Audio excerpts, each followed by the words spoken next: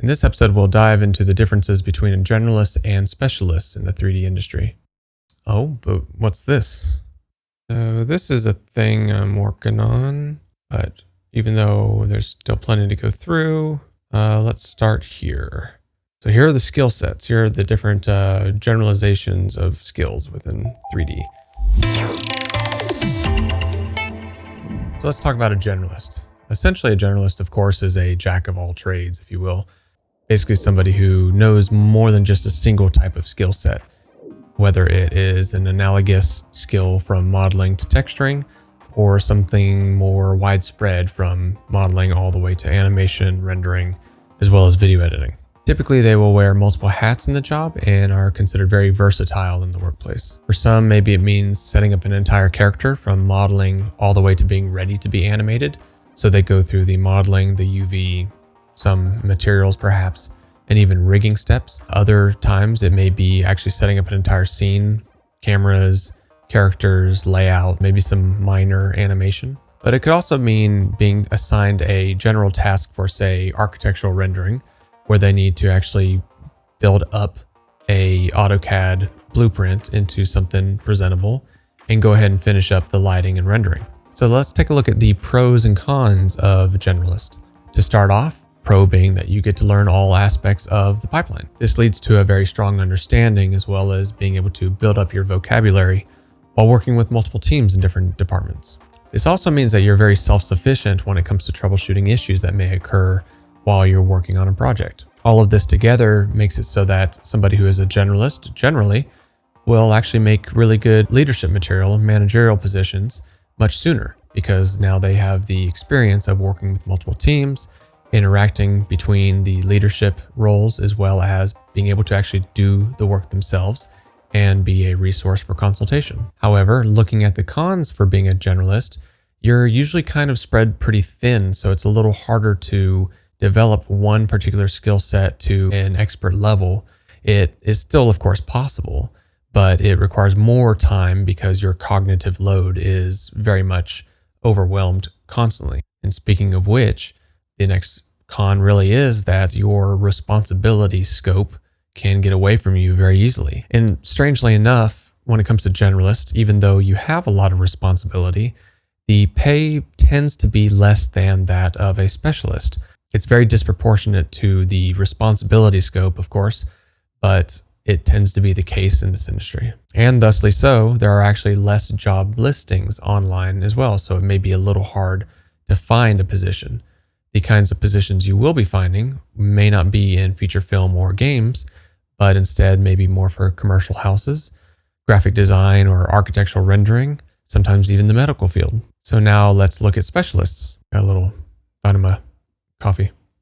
A specialist, on the other hand, of course, as the name suggests, is somebody who highly focuses on one particular skill set. They usually have a very deep understanding of that skill set, and it is what they spend their day-to-day working on. Over time, they're known for honing their skills to a very impeccable level and makes absolutely incredible work that you usually see around the internet pretty often. This role is purely about one trade skill, of course, and that means that you'll be working in batch amounts of these kinds of assignments.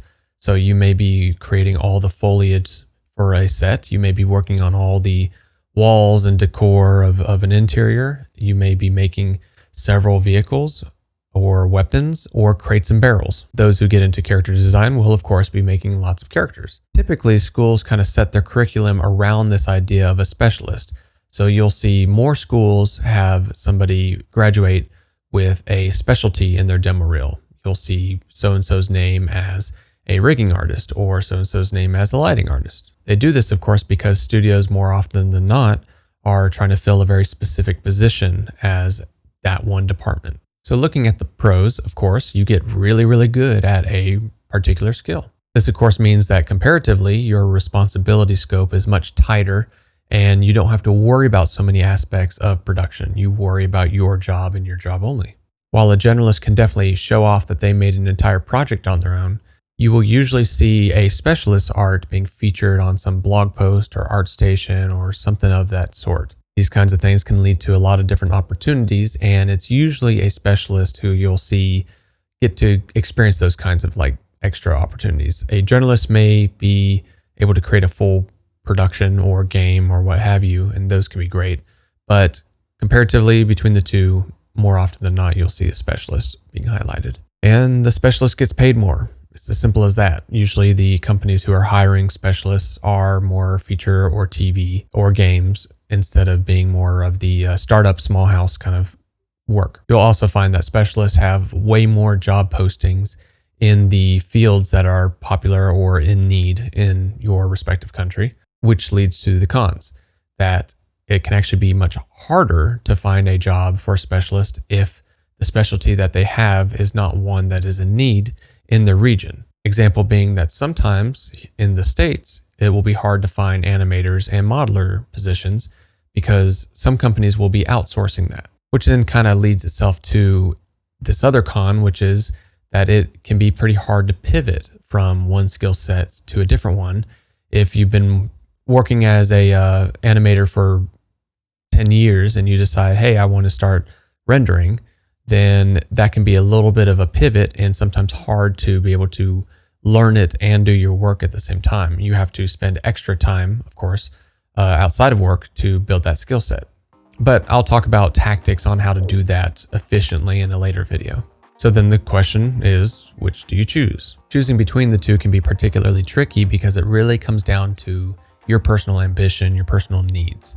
Are you a person who wants to be working on feature film, AAA game titles? Are you someone who's passionate about startups working in the medical field?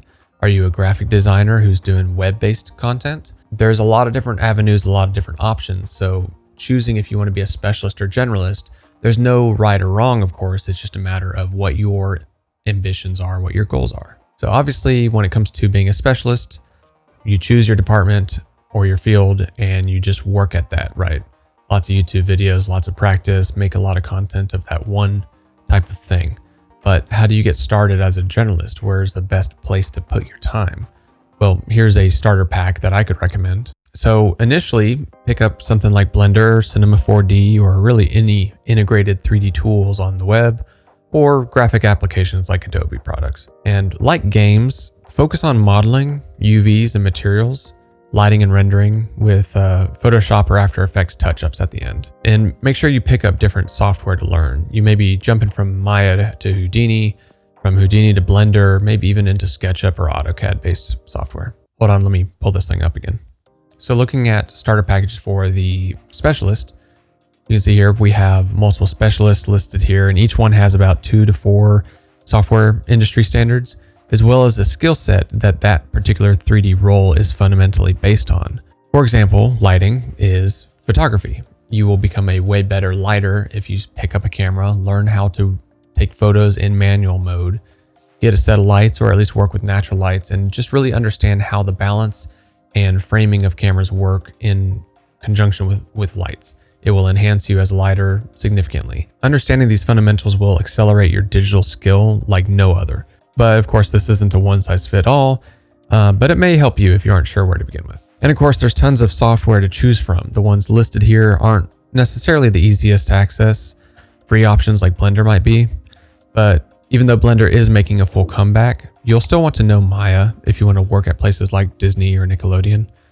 They may have proprietary tools in those companies to assist Maya, but it's the underlying concepts that you know what? I did a video on this already. Just go watch that. In the meantime, check this out. This is a preview for things to come in the future. If there's something that you really want to learn about, let me know in the comments below. In the meantime, be sure to maximize your education so that you can properly leverage all the things that I have planned in the future videos, future events, future content.